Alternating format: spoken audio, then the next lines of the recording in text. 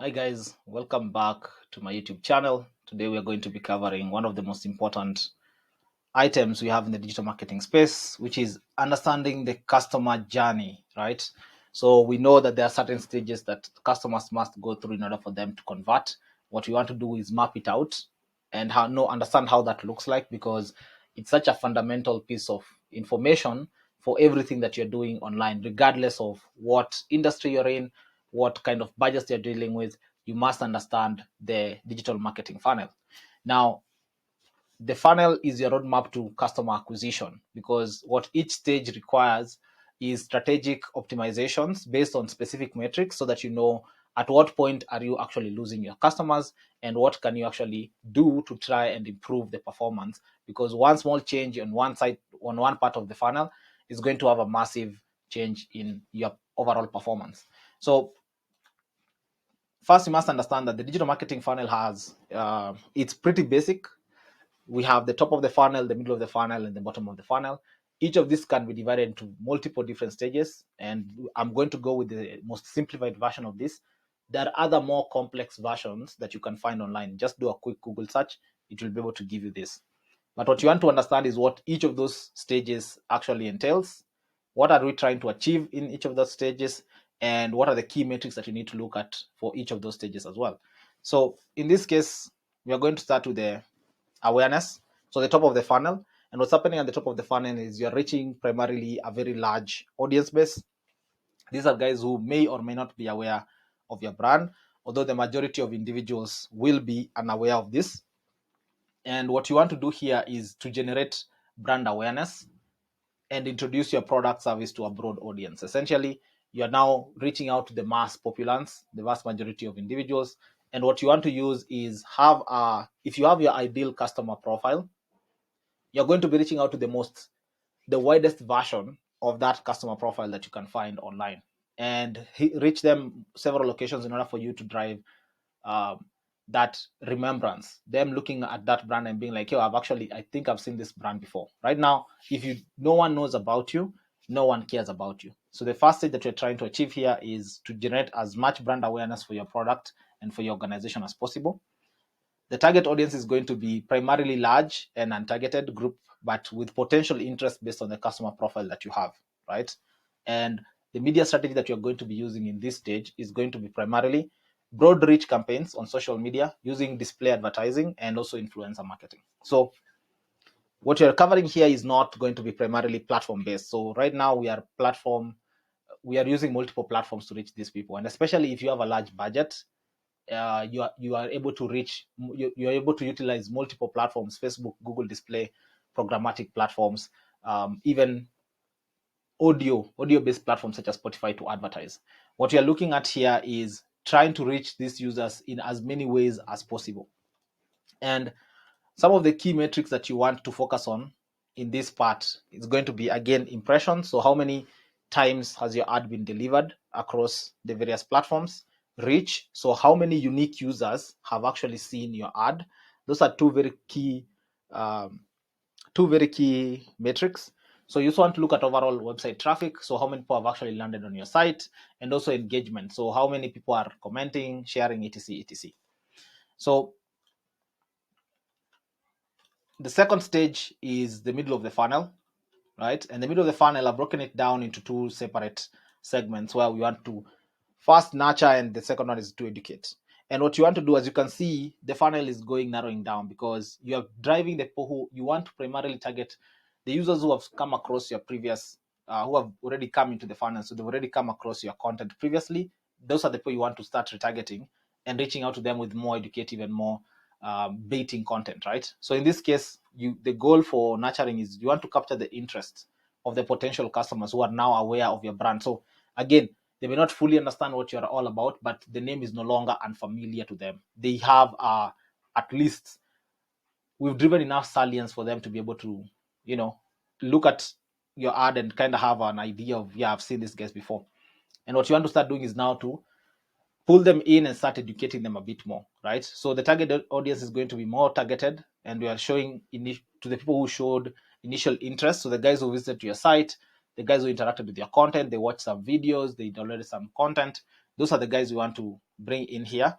And again, some of what we want to do is, again, video is plays such a huge role in educating users. So you want to start using video view rate as one of the metrics that you're using to measure how much interest you're actually generating, and also just overall engagement as well. The engagement campaigns also play a huge role in this segment as well. How are people actually interacting with you guys, right? So you also want to track the sources. So try and understand where users are coming from, in order for you to know which channels to again go back in there, and because this funnel is going to be feeding into the previous stages and also into the next stages. So once you understand what are the sources that are actually driving the traffic that are coming to you, you may want to allocate more spend towards those sources as compared to others that are not getting as much attention, right? So once you've gotten their interests, you want to now educate them, right? So you want to first pull them in with some of the content, but you haven't like fully broken down what it is that your company and what your organization does, and what your goals are, and what you're trying to achieve. What is the unique selling point for your product? This is where now you want to start doing that, right? You want to educate them. So users have narrowed down their options. So these are guys who are now, they've already looked at what's in the market a bit more. They have already started looking for more information actively, and they are now taking consideration. So they are looking at what are the potential solutions, including yours, that are in the market, depending on the problem that they want to resolve. And what you want to do in this segment is to demonstrate the specific value of your product service and what makes it different from your competitors, right? So you want to, is it your offer? Is it how it works? The content that you need to be creating for this segment needs to be very specific to what your product achieves. And the goal is for you to help users actually be able to differentiate very clearly. The reason I want to choose this is because they are better than that, because based of this and this, right? So once you understand that, you're going to have a much better conversion rate when it comes to now driving them lower into the funnel. So when it comes to consideration, there are several metrics that you want to measure, and part of them are going to be conversion. So let's say, for example, you have a PDF that you're using to capture users and basically act as a lead capture. Instead of you trying to sell the main, let's say, for example, you are a retail company and you're opening up a new segment, and there's a new product that you want to push. Rather than trying to directly check how many users have purchased the product, you may want to first of all have a catalog, like a PDF catalog of the products that you have, and then use that as the initial conversion base, which is part of the education. Because if someone downloads that catalog, they're going to understand a bit more what it is that your organization does and what are the products that you're offering. So the consideration part of this, you can drive users to a landing page where that catalog is, and you can have them convert by giving you their lead information. So it's a lead capture. They download their information, and you measure that and see how is that performing. So you want to analyze how the different landing pages and the offers that you have are actually performing, and how this is also translating lower down into the conversion. You also want to look at the engagement with comparison content. So you want to see how are people interacting with your content as compared to your competitors, because again, remember, in this case, users are actually actively comparing between what you have and what your competition has, and they're trying to make a decision based on what they're actually seeing. So since your key goal here is to facilitate them converting by educating them, by you comparing between you two, you're going to be better placed to know what's happening, right? Then you also want to check signups for the free trials again. So these are all part of considerations. So let's say, for example, your product, rather than having a downloadable PDF, you have a 14-day trial period, and you want to measure the effectiveness of your efforts in pushing users to actually pick up that product and test it before they finally convert. And then the final segment that you want to look at is going to be the bottom of the funnel. And the bottom of the funnel is where majority of users tend to focus, right? So the goal in this segment is to convert all the interested prospects into paying customers or achieve the desired goal. So let's say for you, the goal was actually to get those signups. You didn't necessarily have the initial phase of this was to get the sign up as the final conversion action. So it doesn't have to be primarily monetary based. But if you're in the e-commerce space, then of course, the majority of the time, what you want to actually get is a conversion from a purchase perspective, where you're going to be now looking at what's the return, right? And the targeting in this segment is going to be those people who are highly qualified leads. Of course, part of this, again, I don't want to say that you cannot mix and match in terms of your targeting, especially now with the advent of extremely advanced algorithms. People are converting from a broad audience, right? So I don't want to limit yourself to that, but ideally you want to be able to retarget the users who've come across your content previously and be able to walk them back in and bait them back in order for them to actually convert. This is primarily using the retargeting method. Now, you also want to look at several key metrics when it comes to the conversion and loyalty segment. You want to look at the conversion rate by the landing page. So you want to look at how the different pages are actually converting based on the people who are seeing versus the people who are converting. Then you want to look at what's the cost per acquisition. So again, now you want to understand if I'm spending 5,000 on Facebook and another 5,000 on LinkedIn and another 5,000 on Google, what's the cost per acquisition based on each channel? And then depending on the kind of numbers that you're seeing, you want to now allocate more spend towards the segment that are giving you the highest ROAS, which is another very critical element that we have here. So the return on ad spend is one of the most important metrics that we have in the digital marketing space. And what you want to do is calculate the return for individual campaigns to assess their profitability and identify the areas of improvement. So if you're getting, again, the return on ad spend is basically for every shilling I've put in or for every dollar I've put in, I'm getting $4, $5, $10. The higher the return on ad spend, the more you want to allocate towards that channel. Of course, you're going to hit a rate where now incremental amounts do not add to significant change. And you want to know what that actually looks like, because then what you may want to do is either change the channel, change the offer, change the communication, change the creative. You want to try and test out something different in order to keep on getting a better return on ad spend. Now, the other very important metric that people forget to measure is the actual customer lifetime value. So depending on how the products that you're using, or if it's a one-time purchase, then this may not necessarily be relevant to you. But let's say you're an e-commerce brand and you know that once a person purchases, so let's say the first purchase from a user on LinkedIn might be extremely expensive. So the cost per acquisition per user from LinkedIn might be quite expensive. So let's say it's almost $500 for you to get a single conversion from a user in LinkedIn.